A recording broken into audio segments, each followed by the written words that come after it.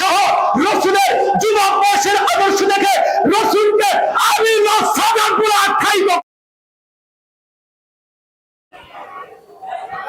আসসালামু আলাইকুম ওয়া রাহমাতুল্লাহ। আলহামদুলিল্লাহি ওয়া কাফা ওয়া সালামুন আলা ইবাদিহি আল্লাযীনা ইসতাফা। أما بعد فأعوذ بالله من الشيطان الرجيم بسم الله الرحمن الرحيم لقد كان لكم في رسول الله أسوة وقال رسول الله صلى الله عليه وسلم إن من خياركم أحسنكم أخلاقا صدق الله العظيم। আরবুল ছাত্র কাফেলা কর্তৃক আয়োজিত আজকের এই রবিউল আউয়াল মাসের সমাপনীতে সিরাত সেমিনারে উপস্থিত হয়েছে সম্মানিত সভাপতি, বিজ্ঞ বিচারক মণ্ডলী এবং আমার সামনে উপস্থিত হয়েছে সারা বাংলার বিংশ শতাব্দী ধরে বাতিলের বিরুদ্ধে আপসহীন সংগ্রামী সাথী বন্ধুগণ, সবাইকে আমার পক্ষ হতে শুভেচ্ছা ও মোবারকবাদ। মুহতারাম হাজির, আজকের এই মহাসিরাত সেমিনারের মধ্যে আমার আজকে যে বিষয়টি এসেছে তা হচ্ছে যুবকদের আদর্শ রাসূল সাল্লাল্লাহু আলাইহি ওয়াসাল্লাম ও বর্তমান যুব সমাজ। মুহতারাম হাজির, মানুষ জীবনের মধ্যে কয়েকটি সময় রয়েছে, তার মধ্যে একটি দামি সময় হলো যুবককাল।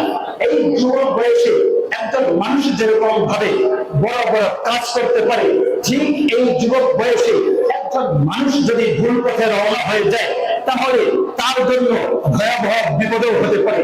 জীবন যৌবন হলো উদ্যম শক্তি ও সৃজনশীলতার এক মহাশক্তি। তাই রাসূল সাল্লাল্লাহু আলাইহি ওয়াসাল্লাম তিরমিজির হাদিসের মধ্যে বলেন, আল্লাহ রাসূল সাল্লাল্লাহু আলাইহি ওয়াসাল্লাম তিরমিজির হাদিসের মধ্যে বলেন, বান্দার দুই পা ততক্ষণ কিয়ামতের দিন বান্দার দুই পা ততক্ষণ পর্যন্ত সরবে না যতক্ষণ না পর্যন্ত তার যৌবনকালের হিসাব নেওয়া না হবে।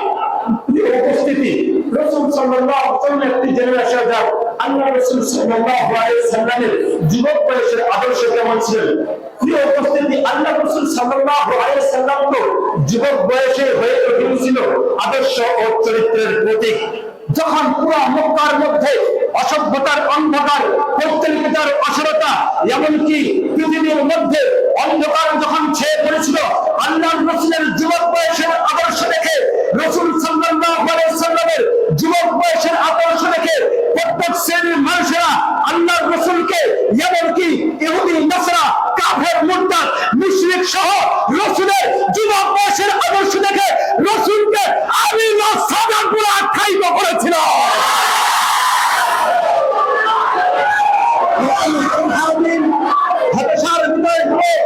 হতাশার বিষয় হলো, আফসোসের বিষয় হলো বর্তমান যুব সমাজ, ইয়াং জেনারেশন যারা বর্তমান সময়ে রাতের পরে রাত কাটায় মদের আড্ডায়, রাতের পরে রাত কাটায় অশ্লীলতা হেয় করে, এমনকি মুসলিম যুবক সমাজ বর্তমান সময়ে তারা ফ্রি ফায়ার, পাবজি, অশ্লীল সিনেমা, এমনকি এই সমস্ত যুবক সমাজ নর্তকীদের গান দেখা দিবে।